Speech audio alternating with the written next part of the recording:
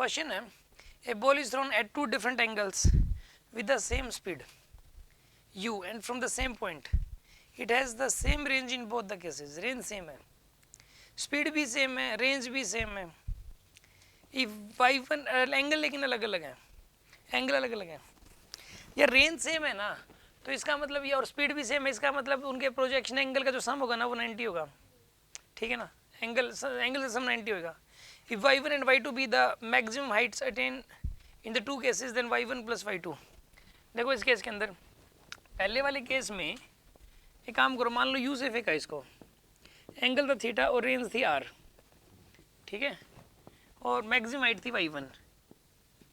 और दूसरे वाला जो केस है, इसके अंदर बॉल को फेंका अगेन u से ही, एंगल है 90 माइनस थीटा, रेंज है r और हाइट है y2. कोई बात नहीं, सेम पॉइंट मान लो.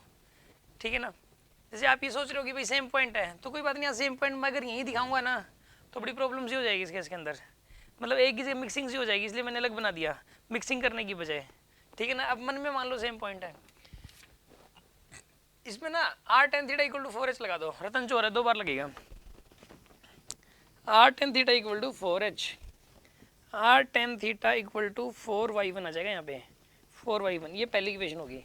और यहाँ पे आएगा r tan of 90 minus theta, tan of 90 minus theta is equals to 4y2, यानी कि r cot theta is equals to 4y2 आएगा आपके पास. ठीक है, इन दोनों को मल्टीप्लाई कर दो भाई, इन दोनों इक्वेशंस को मल्टीप्लाई कर दो आप. ठीक है, multiplying equation 1 and 2, equation 1 and equation 2, r tan theta into में r cot theta is equals to 4y1 into में 4y2. ये tan थीटा और कोड थीटा मल्टीप्लाई 1 हो जाएगा ये, क्योंकि ये 1 बाई tan थीटा होता है कोड थीटा, इसलिए tan थीटा से tan theta cancel. r square is equal to 16y1/2. ठीक है, तो यहाँ से आ जाएगा आपके पास, ये तो रिलेशन आ गया. y1 प्लस y2 की वैल्यू तो आ जाएगी r स्क्वायर बाई 16 आएगी, लेकिन y1 y2 की वैल्यू, ये तो y1 y2 आएगा, लेकिन y1 प्लस y2 बताना है यार, y1 प्लस y2 बताना है. मैंने तो कुछ और ही निकाल दिया इसमें.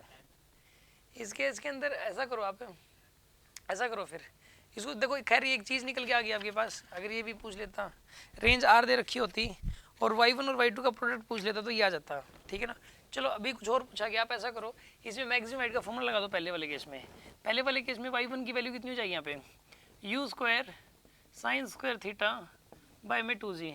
और यहाँ पर बताइए, यहाँ पे मैक्सिमम हाइट वाला फॉर्मूला लगाओ, y2 is equals to u square sine of 90 minus theta का square sine square theta by में 2g.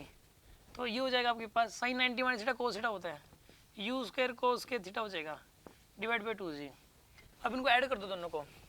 यहाँ पे y1 प्लस y2, इसकी वैल्यू हो जाएगी दिस प्लस दिस, यानी u स्क्वायर बाई 2g को तो बाहर ले लो, अंदर आएगा sign square theta plus cos square theta, ये 1 हो जाएगा.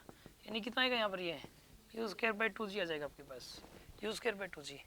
तो दोनों का सम जो है ना वो u square by 2g. Answer is C correct है. यस, कोई डाउट हो तो बताओ इस बात में.